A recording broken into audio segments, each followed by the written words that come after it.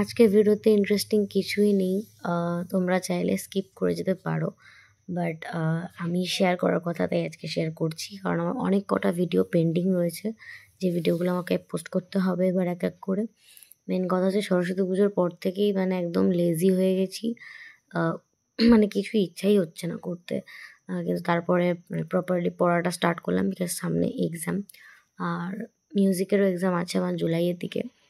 সেই জন্য proper start করেছি, কিন্তু শুধুমাত্র ভিডিও পোস্ট করার কাজটাই প্রপার স্টার্ট করা হয়নি, যেটা আমি এবার থেকে করার চেষ্টা করব। তাও যতক্ষণ না এক্সামটা হচ্ছে কিছু করা যাচ্ছে না।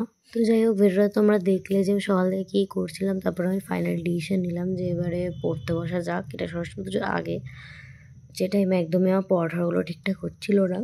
আমি লিটারেলি রাতে বসে ভয়েস দিচ্ছি এই ভিডিওতে। মানে বুঝতেই পারছো এতটা লেজি লাগছে। কারণ এই ভিডিওটা অনেক পুরনো, আগেই বললাম। তো এইবারে মেন কথাটা হচ্ছে, এসেছিলো আমার দুটো প্রোডাক্ট। অনেকে আমায় জিজ্ঞেস করেছে সরস্বতী পুজোয় আমি জুয়েলারিটা পরেছিলাম সেটা আমি কোথা থেকে নিয়েছি। কারণ এখান থেকে নিলে অনেকটা মানে দাম নেয়, আমি নিজেও দাম করেছি।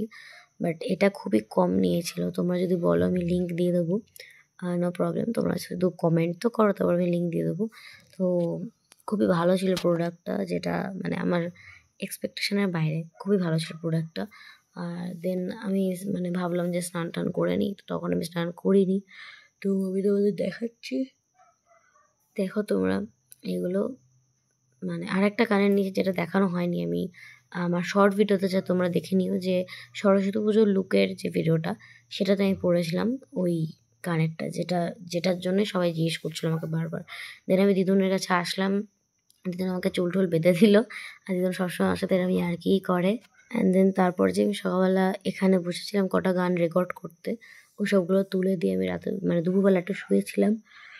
দেন দেখো টাইম হয়ে গেছে, ঘুম থেকে উঠে ফুটে একটু চা আমি খাইনি, ওরা খাচ্ছিলো সেটা আমি ভিডিও করেছি। তারপর আমি বেরিয়েছিলাম পড়তে যাওয়ার জন্য।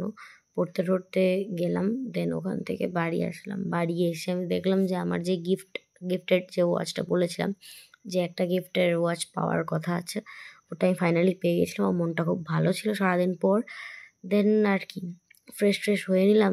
দেন রাতে আজকে I am really sorry for that, আমার ভীষণ ঘুম পাচ্ছে ওই জন্য। যাই হোক, এগুলো খেয়ে মানে ডিনার করে আমি ঘুমিয়ে পড়েছিলাম, আর এখন আমি ঘুমাবো। টাটা।